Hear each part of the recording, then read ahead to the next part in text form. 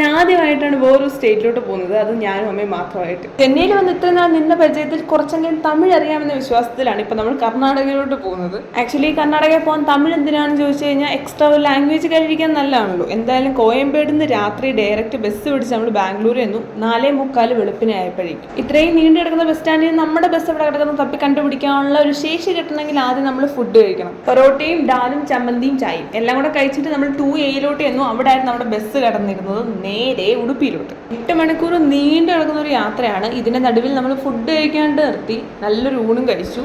അങ്ങനെ ഒന്ന് ഉറങ്ങി എണ്ണീറ്റപ്പോഴേക്കും നമ്മൾ ഉടുപ്പിയിലെത്തി. കേരളത്തിൽ തിരിച്ചെന്നൊരു ഫീലാണ് സത്യം പറഞ്ഞാൽ അവിടെ കാലുകുത്തിയപ്പോഴേക്കും. കണ്ണൻ ഒരുപാട് പരീക്ഷണങ്ങൾ നൽകും, അതെല്ലാം ഫേസ് ചെയ്ത് നിൽക്കുന്നു എന്ന് കാണുമ്പോൾ തന്നെ കണ്ണൻ എങ്ങനെയെങ്കിലും സന്തോഷിപ്പിക്കാണ്ട് ഒരു ക്ഷേത്ര ദർശനം എനിക്ക് നൽകാറുണ്ട്. അങ്ങനെ ഈ വട്ടം ഉടുപ്പിയിലേക്കാണ് വിളിച്ചത്. ഞാൻ അമ്പലത്തിനടുത്തുള്ള ഒരു ഗസ്റ്റ് ഹൗസ് റൂം എടുത്തു. ഇനി നമുക്കൊന്ന് റെസ്റ്റ് എടുത്തിട്ട് വൈകിട്ട് കണ്ണനെ കാണാനായിട്ട് പോകാം. കനകദാസന് ചായക്കത്തിലൂടെ ദർശനം കൊടുത്ത ആ ഉണ്ണിക്കണ്ണനുണ്ടല്ലോ, ആ കണ്ണനെ നമുക്കിന്ന് വൈകിട്ട് പോയി കാണാൻ പറ്റും.